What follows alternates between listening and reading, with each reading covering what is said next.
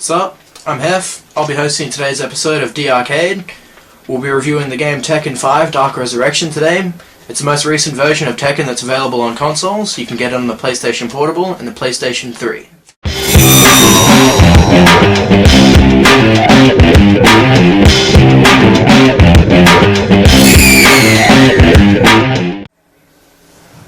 Just to demonstrate a bit about the storyline, I'm going to pick a couple of random characters just to show you a bit about how the game would run. Now, this guy on the right hand side, his name is Jin. You could consider him one of the lead characters of the story. He's the grandson of the founder of the Mishima Zaibatsu, as far as we know.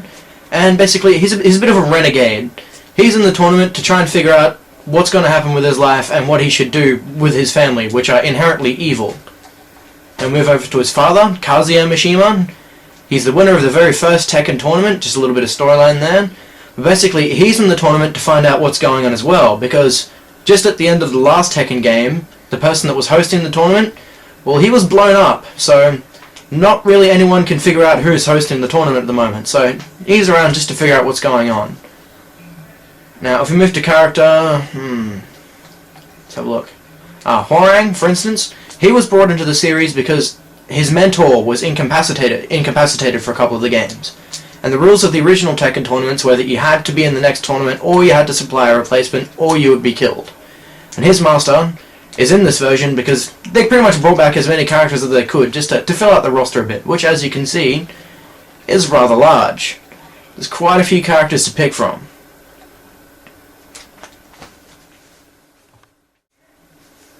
The graphics for this game were pretty advanced when they first came out.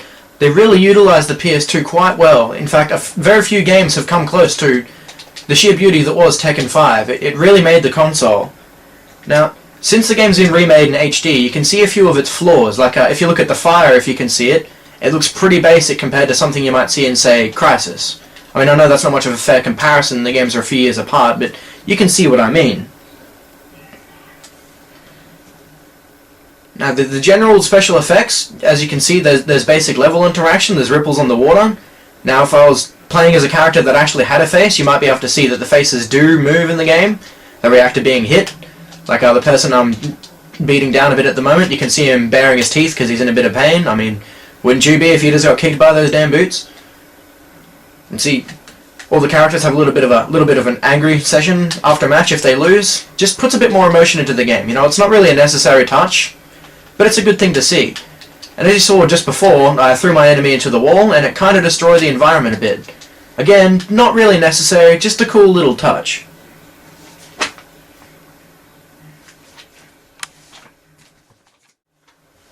Now, the music for the game, it's rather great. The Tekken series has always been known for its great tunes. Now, most of the songs, they fit the stage that they're being played on. They fit them rather well. They're very expressive of the ambience. It adds to the atmosphere as well, and depending on the kind of song, it can keep you pumped, you know? I'll just give you a quick example. If we go to the character select screen, and you take a listen, you can hear it. It feels like there's something great coming on, you know? It explains the situation rather well. Builds anticipation. It's another nice touch. Get ready for the next battle. I'll just show you a bit of the fight. Time to die. Round one. Fight. Yeah.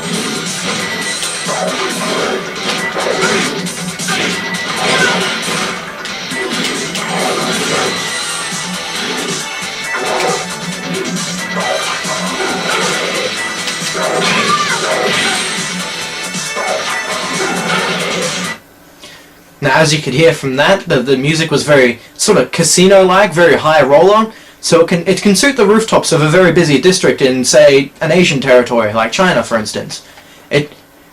It suits the atmosphere, and it works rather well. It was a good touch, and they've definitely done a really great job in terms of the music.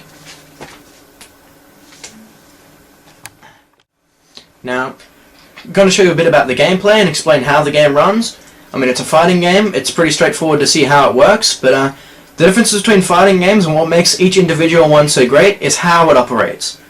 Now, as any fan of a fighting game will know, with every new revision of a fighting game, there are new rules. For instance, in Tekken 2, a really great strategy was trying to get a throw on your opponent, like so. It does a decent amount of damage, and in Tekken 2 you couldn't counter those throws. But since Tekken 4, I believe, but more so in Tekken 5 and Dark Resurrection, when you pull off a throw, an advanced player can hit a button and counter it, completely negating the damage, which really changes the strategy of the entire game. Now, as you've seen already, the roster for the game is rather large. The good thing about it, though, is it's not 30 characters with identical moves. Every character has their pros and cons, and any one character can be used to defeat any other character entirely depending on how you use them. For instance, let's have a look at Eddie. Eddie's fighting style is capoeira. Most people know what capoeira is. Now, if for any of you that are familiar with Soul Calibur, the character Maxi, all of his moves were flowing. You'd do one, but then you could have options for another 4, and you could have an endless combo. Eddie and another character in this game that uses the same style fight in a very similar fashion. So, it's rather advantageous because you can rack up a lot of damage. However, because it's a constant flow of moves, you can't defend against an attacker. So if a clever opponent does, say, a move that jumps over your head, you're going to get hit, and that's going to leave you open for a wide attack. So, Eddie can do good damage, but while he's doing that, he's rather vulnerable. So, every character has their strengths and weaknesses. And the character Mokujin, every new round of the game, he gets a random moveset. So, you could start off the game and be fighting like, say, this fella. You could lose that round, and the next round you'll be fighting like this fella. His name's King, as you can see. And so on and so forth. So, that's definitely a pro because your enemy's not going to know what you're going to do next. But it's a con because if you don't know most of the characters, then you're not going to know what you're doing.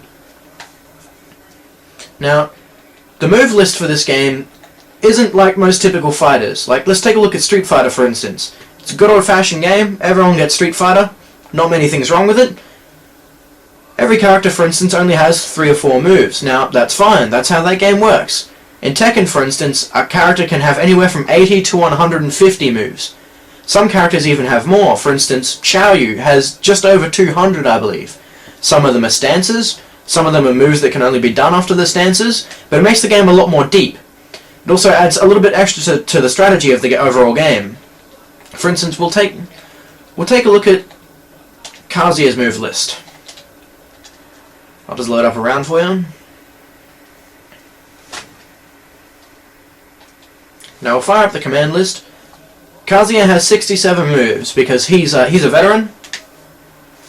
He's a veteran, so most of his moveset is from the original Tekken. You know, not a whole lot's been changed, other than adding in the new mechanics of the game.